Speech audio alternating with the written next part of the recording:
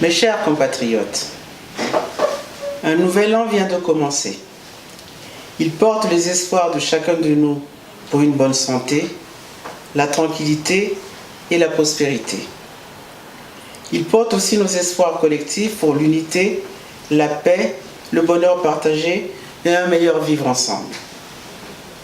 Ces espoirs sont à l'unisson des vœux que la Fédération de l'opposition congolaise, ses dirigeants et moi-même formons pour chacun des citoyens et citoyennes de notre pays.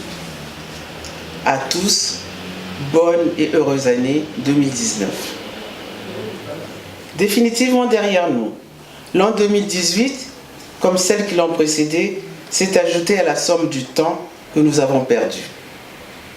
S'adressant à une assemblée de fantoches proclamée Parlement réuni en congrès, les usurpateurs des fonctions de l'État ont eux-mêmes dressé un bilan qui les accable.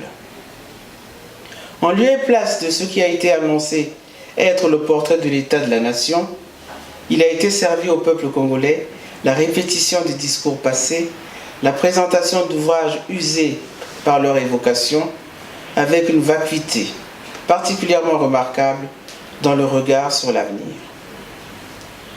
Notre pays, le Congo, est malade. Il souffre de la persistance d'une poignée de personnes illégitimes à se méprendre sur leur capacité à gouverner la nation. L'illégitimité est un mal profond qui peut annihiler l'élan collectif d'une nation. Lorsqu'elle est doublée d'incompétence, ensemble, elle ne freine pas seulement le progrès d'un groupe, mais elle tire le pays tout entier en arrière et vers le bas. Ce qui avait réduit le boom pétrolier des années 80 en crise économique et financière grave du début des années 90 sont les mêmes qui ont réussi à transformer la surabondance des revenus pétroliers du début des années 2000 en marasme économique et financier actuel. Ceci est un fait de l'histoire que toute conscience impartiale peut observer. Au délitement de la fonction publique des années 80 par leur pléthore, les sinécures et les prébendes, a suivi la faillite actuelle de l'État provoquée par l'esprit mercantiliste, la cupidité et la vénalité des dirigeants, toujours les mêmes. Ceux qui ont participé à toutes les violences politiques de l'histoire de notre pays, qui les ont souvent initiées, sont les mêmes qui ont été à l'origine des violences récentes dans le département du Poul.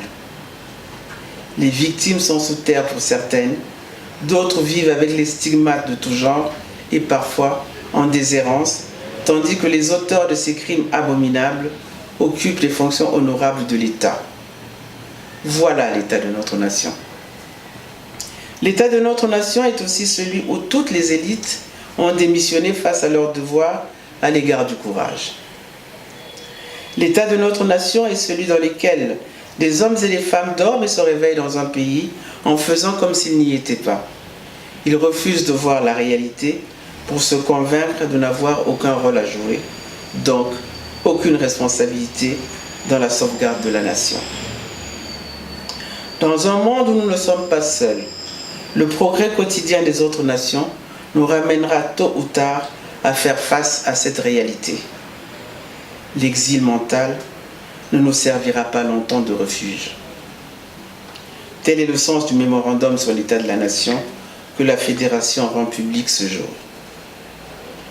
Mes chers compatriotes, nul n'est jamais assez fort pour être toujours le plus fort.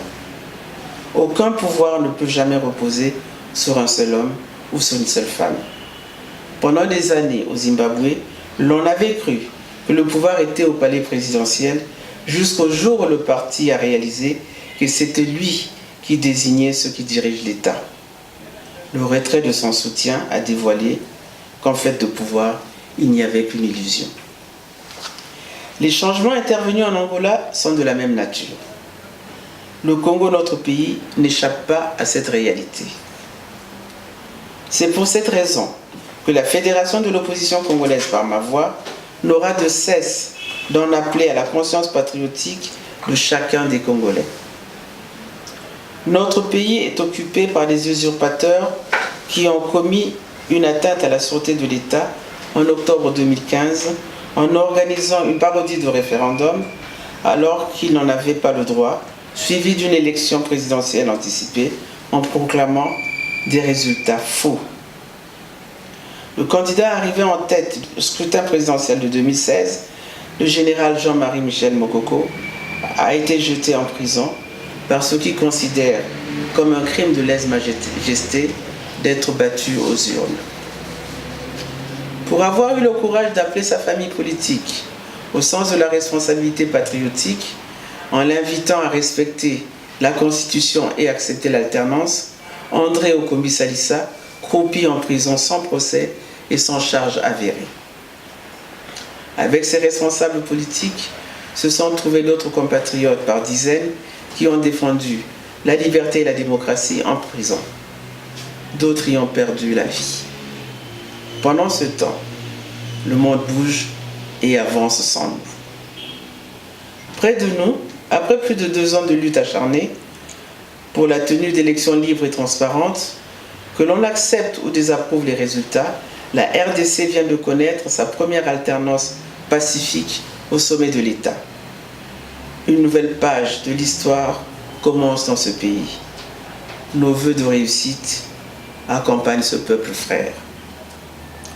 Le changement de la direction politique en Angola a permis à ce pays de renouer avec les valeurs patriotiques et de retrouver la confiance des bailleurs de fonds internationaux.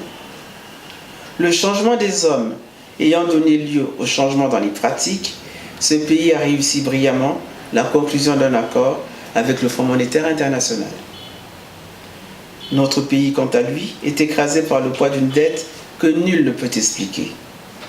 Le trésor public n'abrite plus que ses murs, tandis que des résidences privées de certains dirigeants sont devenues des guichets où l'on acquitte les dépenses de fonctionnement de l'État. La sortie de crise au Congo, la crise sous toutes ses formes, passe par un changement d'homme. Ce dont la seule expertise incontestée est de créer les problèmes et les crises ne nous sortira pas de l'impasse dans laquelle ils nous ont conduits. Plus que jamais, notre pays a besoin de ses filles et de ses fils pour se libérer de l'organisation criminelle qui s'est accaparée des organes de l'État. À ceux qui croient être trop compromis pour se ressaisir, nous disons qu'il n'est jamais trop tard pour faire le bien. Le mal n'est pas un destin. Nul n'est tenu à ce qu'il soit sa destinée. Nous devons libérer notre pays pour le bâtir. Nous devons rétablir l'ordre constitutionnel et réhabiliter l'État. Nous pouvons refonder notre nation et veiller à ce que chacun y trouve sa place, toute sa place. Nous pouvons construire ensemble une nation solidaire et prospère. Un État de droit est possible. Un pays où le travailleur reçoit un salaire digne tous les mois est possible. Un pays où les retraités perçoivent leur pension sans tracasserie est possible. Un pays où les enfants ont accès au savoir est possible. Un pays où la population a droit aux soins de santé de qualité et en quantité est possible. Un pays sans les brutalités policières, sans les parodies de procès, sans les préjugés identitaires, en somme, un pays où on vit dignement est possible. La Fédération de l'opposition congolaise appelle de ses vœux et versera toute son énergie pour un pays où les citoyens sont libres, unis et prospères. Puisse l'an 2019 être l'année de la liberté, de l'unité et de la prospérité partagée. Vive la République, vive la démocratie, Dieu bénisse le Congo. Je vous remercie.